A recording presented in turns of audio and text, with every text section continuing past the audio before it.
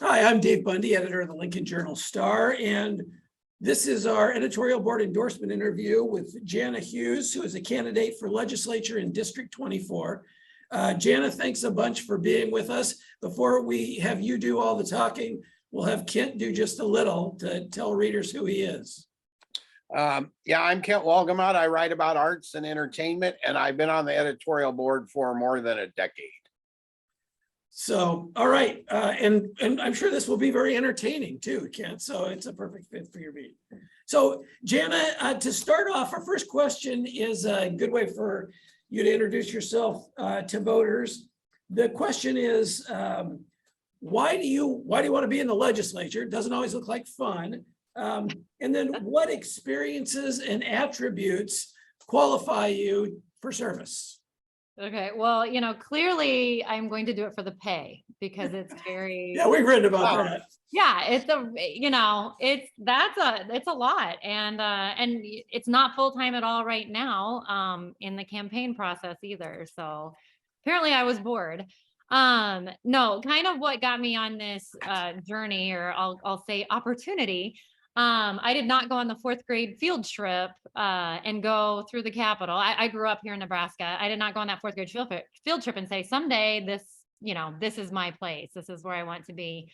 And in fact, a friend of mine sent me a picture. Their 4th graders are on the field trip today at the Capitol, and sent a picture of them in there. So kind of how I got to this. I grew up in Nebraska, went to school here, left for college, and then came back. I have an engineering degree, worked for an engineering consulting firm.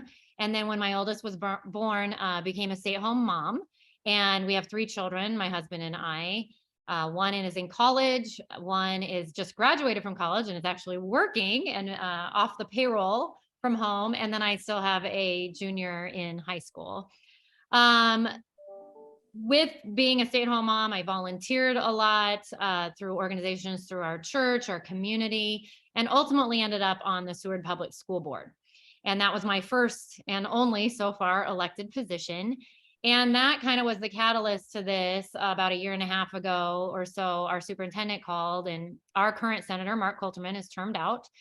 And our superintendent was like, Jana, you should consider running. I've got the education side, just being on school board. I kind of understand that process. I grew up on a farm. My brother's still 4th generation farmer of Luby Farms, and I'm involved with that operation. We have ground in Seward and York County.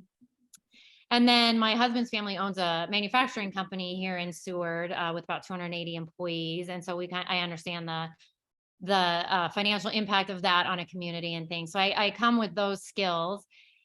And my husband and I talked about it, and we just decided that it really maybe should be people that have lived here a long time. Hughes Brothers has celebrated 100 years. Like I said, my brother's 4th generation farmer. Hopefully there's generations to come to represent our district. And ultimately, I look at it a way to give back. And with my last one being at home and 2 years left, I do have some time. This campaigning process is a full-time job, and not everybody has the opportunity to do something like this. And so we just thought it would be a good fit for District 24. So. All right. So our state, our country, our communities feel particularly divided politically right now. How would you approach representing people who might disagree with you? How would you listen? How would you incorporate their thoughts in your political work? So one thing that I think lends itself a little bit easier. I think it's going to be a little easier to represent District 24. We're a pretty cohesive district. We've got Seward County, York County, Polk County, and a little bit of Butler County we gained this last census. And we're a very cohesive group. Our 2 biggest towns are Seward and York, which are very similar in size. And then we have a variety of smaller communities. So we're definitely a rural district. We have a lot of ag presence.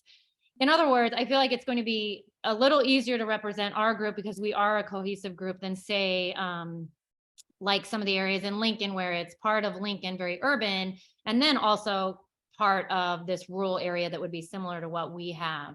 That being said, of course, within your district, you have differing views on different issues. And that's one thing. So I have an engineering degree. I'm very analytical. I like facts.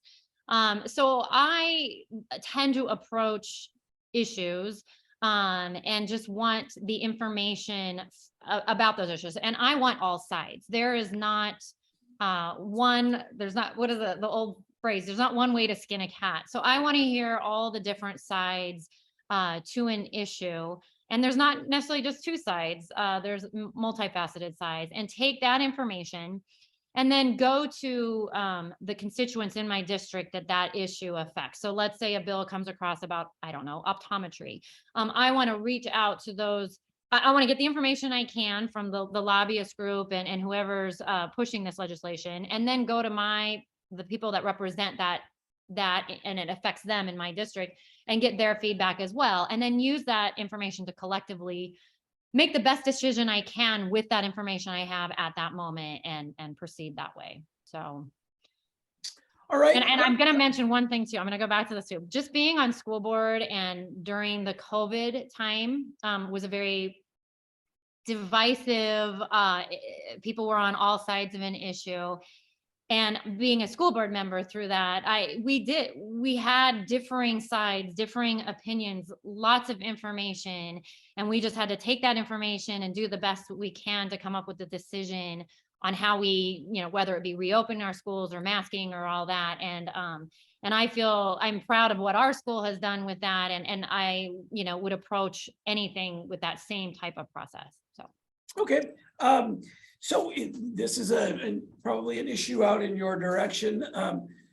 Immigration is largely a federal issue, but it's certainly something that occupies the interest of state legislators. There have been discussions about dreamers, professional licensure for undocumented immigrants. So what are your priorities? What are your solutions? What do you want to see happen with immigration reform in our state, particularly regarding what you might have control over as a legislator?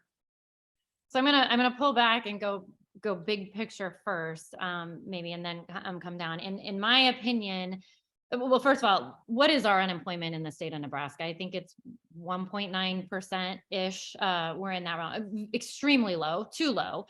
I was at a meeting today at noon, and every single industry is feeling this crunch, whether it be your public schools, a university institution, a manufacturing firm.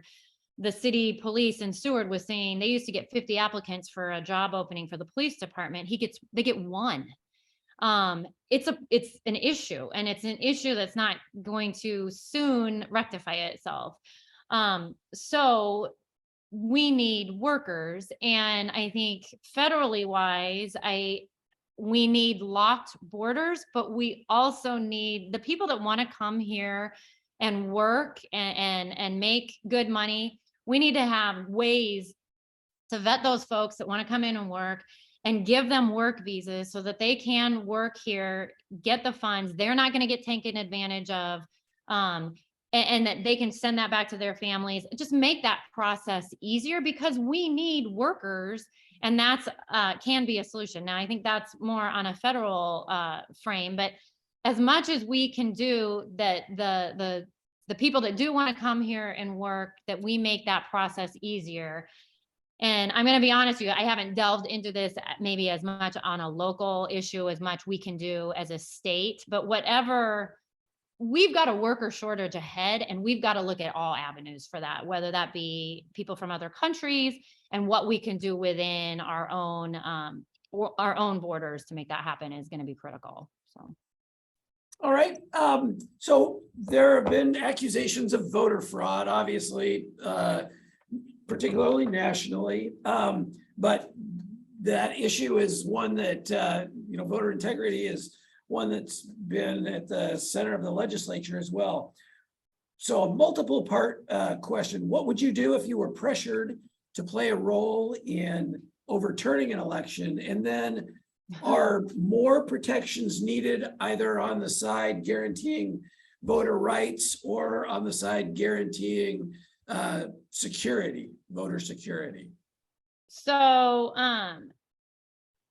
as you know, and I'm sure everybody that's watching this knows, on that November 8th ballot, there will be a question on there for voter ID. And that what we call that our second house, right? That the citizens of the vote in Nebraska can make their voice heard through that. So we will see what happens out of that. I do support voter ID. The next step to that, if that would go through in November, I'm sure it would come to the floor. Like, what does that look like? And I would just say, we need to make sure, I mean, obviously a driver's license will work, but for the folks that don't have a driver's license, that that it's not cost prohibitive for people to get that form of ID, whether you're older or you just don't drive or whatever, that it's easy to get. And if it costs nothing, it's very not cost prohibitive. I hear about voter integrity when I do go door to door, and there is a lot of concern about that. And, as a nation, if we don't trust our turnout of elections, then we've got distrust going on from the beginning. And then it feeds the system. And so, and I'm not going to say we have issues in Nebraska or not. I think you're right. There was a lot federally wise.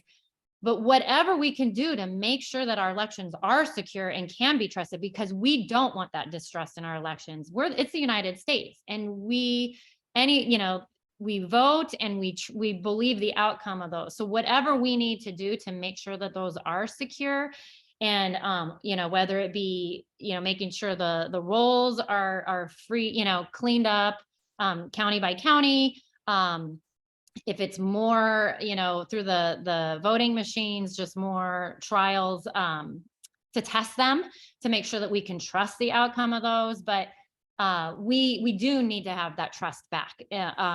That is an issue that's causing a lot of divisiveness, I feel like, within just even locally.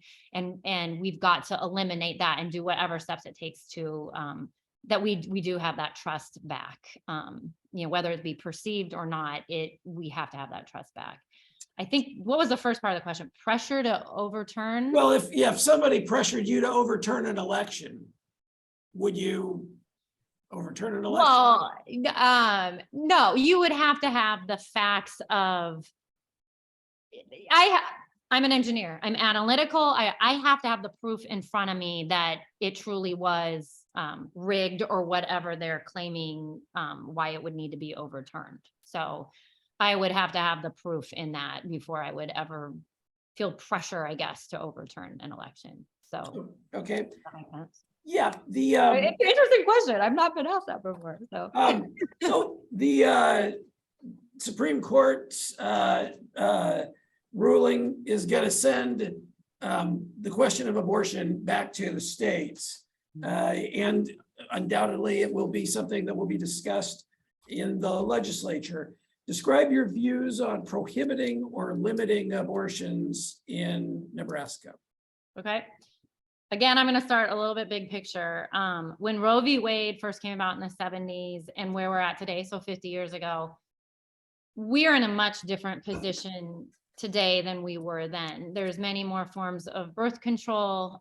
We know back in the 70s, you didn't know for sure that you're pregnant till several months down the road of the pregnancy. And, we get that information much sooner. So I think the world is a different place, let me say, than it was in the 70s. I am pro-life. I would vote to, because I believe Nebraska is right now at 20 weeks. I would vote to lower that. I do believe there needs to be exception for life of the mother, and that comes between that healthcare provider and the mother or the woman. And I also think that you absolutely cannot, you can't go after a mother or whatever. Like, if whatever gets put into place, you cannot go after a mother and prosecute her or whatever. If these rules go into place, if that makes sense. All right. Should the legislature scrap nonpartisanship? So the legislature scrapped nonpartisanship. That is kind of the founding principle of our unicameral system. Today's climate is very partisan. I get asked, it's interesting when I go door to door, you know, I'm Jana Hughes, I'm running for legislature. A lot of people ask the next question, well, are you Republican or Democrat? And I am Republican, but I also say, well, it is nonpartisan. But people do still refer to you as Republican or Democrat. I don't think we should scrap it. I guess how scrapping it you would just go in saying you would have one Republican, one Democrat run each cycle. Right. Is that like what that would mean, or? Well, I mean, it brings the whole partisan structure. There'd be a majority leader and a minority. Oh, leader just how it runs. Yeah. I was gonna say right now, I am new to this and am going in to learn. Right now, I don't think it needs to be scrapped. Talk to me in another year or two and I'll let you know. I do think it's good. Like, for example, in our district 24, we have 2 Republicans running, and I think you get 2 good choices that way. So I do like that part of it. That you know, you can have 2 good Republican candidates running in one district, or you could have 2 good Democratic candidates running in one district. So, All right. I have one last question, but before that, Kent usually has a few questions. So this is your time. is it about a movie or something? Because that would be fun. Or a musical. Not this time. Dang it. Have you given any thought to what committees you would want to be on if you were elected? Yes, I have. So kind of my 2 economic issues that I hear about a lot in our district, and I think are super important for our state, is the property tax issue, which is ultimately a school funding issue. And it's very prevalent in our district because we have very few schools in our school districts in our district that get essentially 0 state aid or very little state aid. And I would like to get on the education committee, and I would like to be part of that solution on better funding our not better funding. I think there's money out there, but repurposing or reshifting that money so that instead of 1/3 of our school districts getting the majority of the state funding, that it's spread out over more districts, because we've got about 240 school districts in this state. The second thing that I am really passionate about is rural broadband access.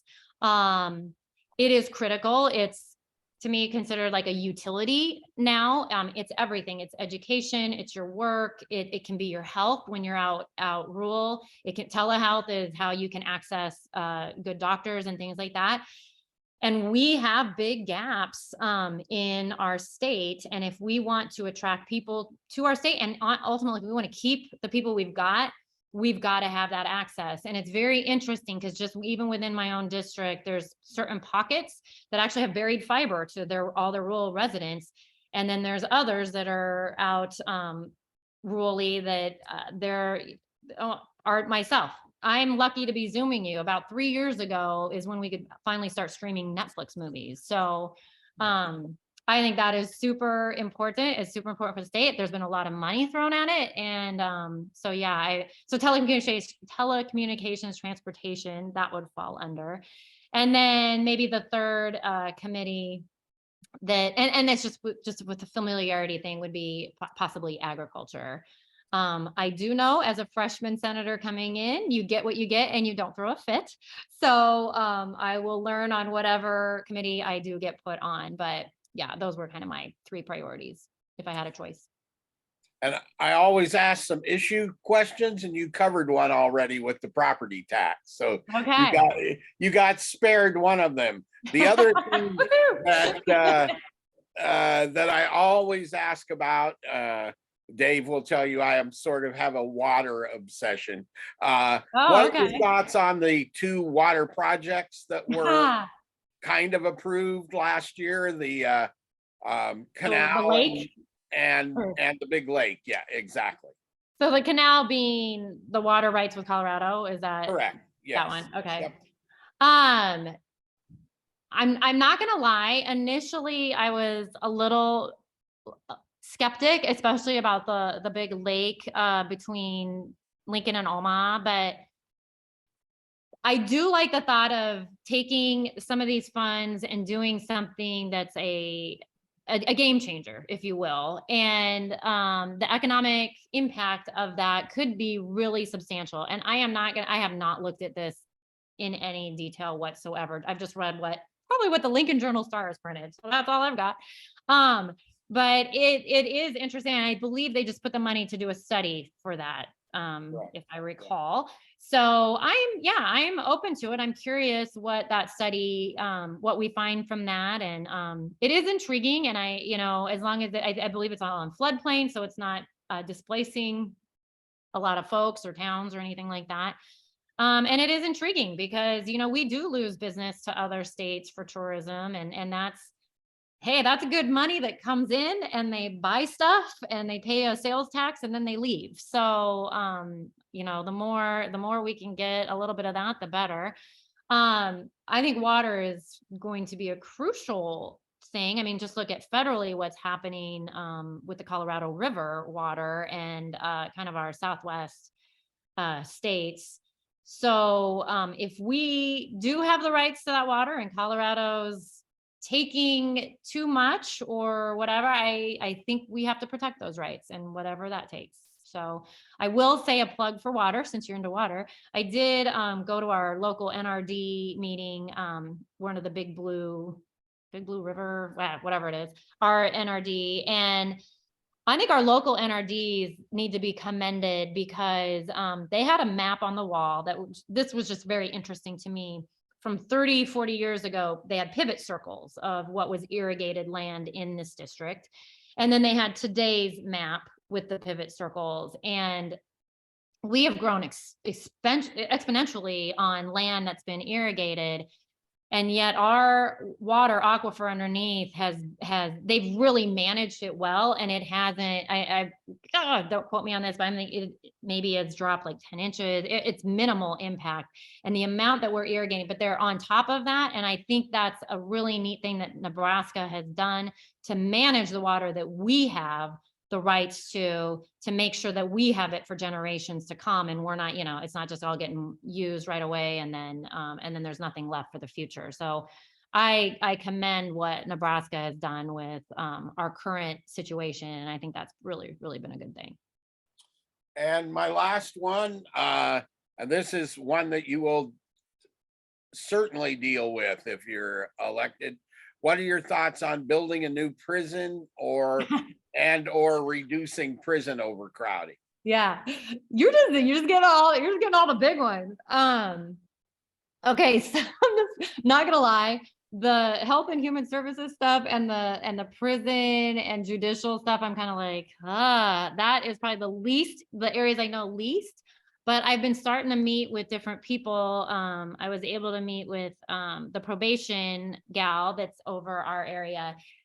And honestly, Ken, I think it comes down to, I think it's a little bit of both. I think it sounds like and again, I haven't got the information on it. I haven't toured anything. I don't know. But from what I'm hearing, our current prison is maybe in a state that it can't be whatever, overhauled or whatever. So there might be some need for new, but I think it's a joint thing. I think we also need to look at how we sentence and how we can use probation more. I actually get to go to a drug court graduation next week that I'm really excited about. And I heard those programs, I know the urban areas have had them for about 10-ish years, but we're starting to get those more out west. And I think we don't want to put people in prison forever, right? We want to rehab them so that they can come back out and be productive citizens. And so the more things we can do preventatively or through the drug courts or just helping them get out of that situation so they don't go right back in, the better. So I think it's a little bit of both. But again, I haven't done my due diligence at all in that area. And who knows, maybe I'll get on that judicial committee and then, a year from now, we could just have a real conversation. All right, So, well, okay. Jana, we're down to the last question, and that last question is this. What have we not asked you that you wish we would have? Dang, you hit all the big one. Oh, I know. This is what I want you to ask me what is your strategy going in? And my strategy, and it has been from the get-go, is making relationships. I am really working hard within our district to meet different people, meet as many people as I can, so I can develop the relationships within our district. So I have those connections made that we feel comfortable talking to each other. I can shoot you an email, I can shoot you a text or whatever. Because then when I get elected, I need to work on those relationships with the other 49 senators, right? I'm one of 48, and I've got to have those relationships made inside. And I can work on that. And then when something passes my desk, I have those relationships made within our district. I can reach out to them to get their information. And I've got to develop relationships with those senators so that we can pass good legislation. And when I'm maybe working with an urban senator that maybe doesn't understand how the property tax and paying for schools affects a farm community or ag land, I can have that relationship made to share that information. And likewise, I want to listen to what their issues are as well, so I can understand where they're coming from with certain legislation. And then we can work together, hopefully, to come up with good solutions and good legislation for Nebraska. And I'm gonna say one more thing back to that. I feel like sometimes there's a lot of legislation that maybe there's a lot of unfunded mandates and things pushed through to different entities, I see it a lot with schools and stuff. I think we need to watch that. And I think we got to make sure that our government doesn't become a barrier to certain things happening, whether that be through licensing or just different things. We need to streamline the process so that people can come here and work here easily. And we can make that happen. So we really got to be careful that we do good legislation that's not, I don't know. Sometimes I feel like some of it's not necessary. So All right. There you go. Well, Jana, thank you a bunch for your time today. We appreciate it. Thanks for having me. And we wish you the best in your campaign. Perfect. Have a good rest of the afternoon. All right. Thanks. Thank you. Thank you. Bye-bye.